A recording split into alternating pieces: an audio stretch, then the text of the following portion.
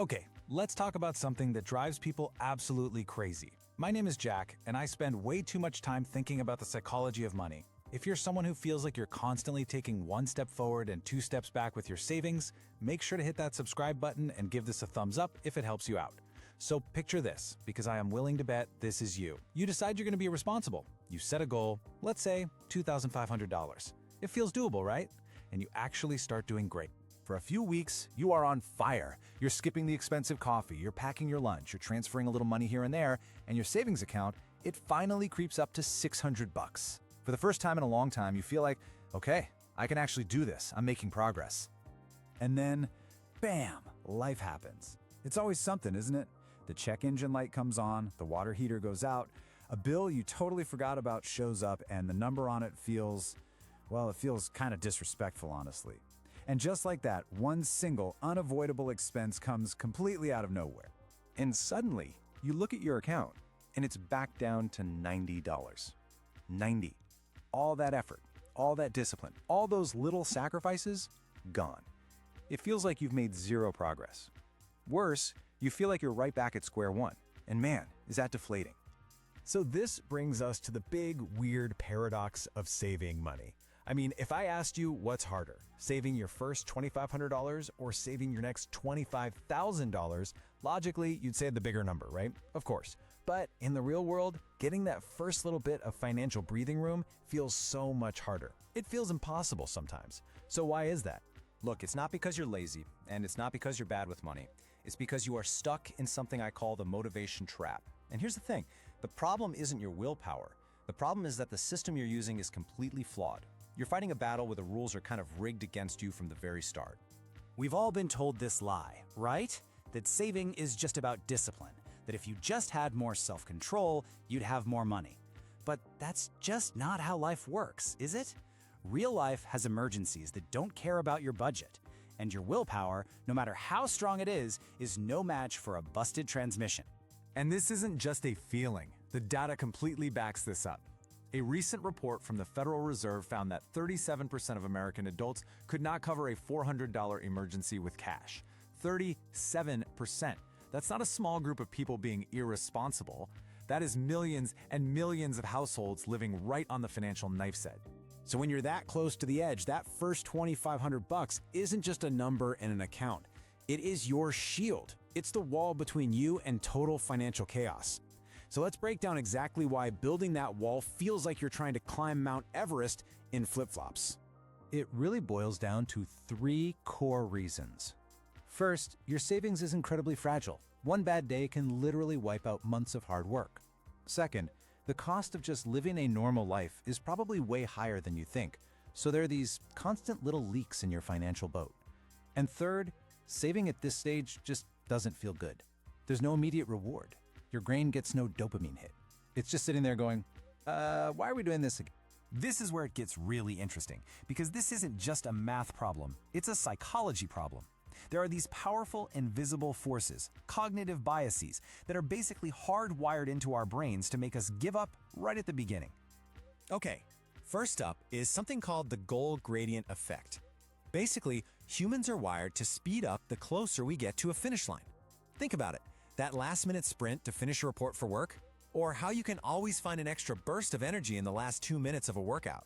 The beginning of any journey has none of that motivational pull. It just feels like a slog. Let's just look at the numbers. When your goal is $2,500 and you've saved $100, you're only 4% of the way there. To your brain, 4% feels like zero. It's nothing. But later on, when your goal is $25,000 and you've already got $20,000 saved, you're 80% complete. That feels like momentum. That feels powerful. It feels inevitable. And then there's this monster, loss aversion. Psychologists have found that the pain of losing something feels about twice as powerful as the pleasure of gaining the exact same thing. So when you save up that $600, which felt pretty good, and then an expense knocks you back down to 90, your brain experiences that as a crushing loss. It's so painful that you're tempted to just quit to avoid ever feeling that way again. And this right here is maybe the most crucial point of all. Your identity hasn't changed yet. There's a concept called mental accounting, and it means we treat money differently depending on how we see ourselves. In the beginning, you don't feel like a saver. You feel like someone trying to save. You see the difference? That little gap in your identity makes it incredibly easy to give up when things get hard. Okay, so that's the diagnosis. The system is rigged, the psychology is working against you, it's a mess. But here's the good news. You can absolutely beat the system. You just need a different playbook for this first phase. A strategy built on smart design, not just gritting your teeth and trying harder. So here it is. This is your playbook. It's a 6-step system to beat the trap. We're going to break the big goal into smaller, faster wins. We're going to turn saving into an automatic bill. We're going to flip the script to make spending harder. We're going to create a no reset rule, which is critical.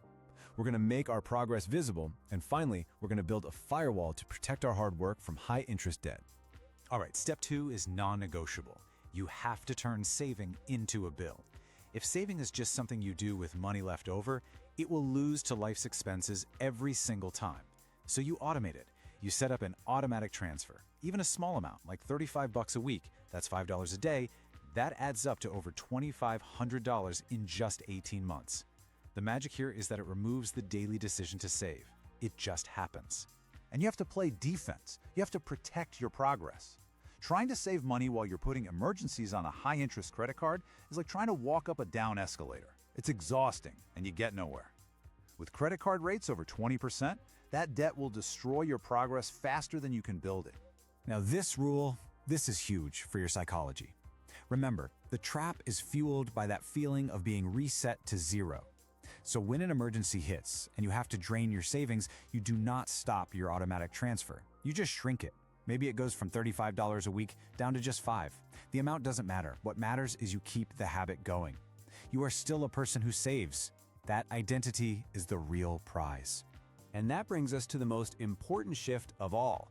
Because when you get through this first brutal phase, it actually changes who you are. You stop living in this constant state of financial recovery and you start stacking wins. Here's what most people don't realize. Saving your first $2,000 or $3,000 isn't really about the money. The money is just the scorecard. The real goal is to become the type of person who can reliably and consistently create financial margin in their life. You're not just saving money, you're building a new habit and a new identity. And once you can create that margin, once it becomes a skill you have, everything changes. Everything gets easier. You can handle a car repair without spiraling into debt and anxiety. You can start investing. You can attack your other debts. The real prize isn't the $2,500. It's the control, the peace of mind, and the momentum you gain over your own life. So, that's the final thought here. The first chunk of savings feels the hardest because it is. It's where you're building stability from nothing, all while life is still throwing punches. But it's also where you prove to yourself, once and for all, that you can win this fight.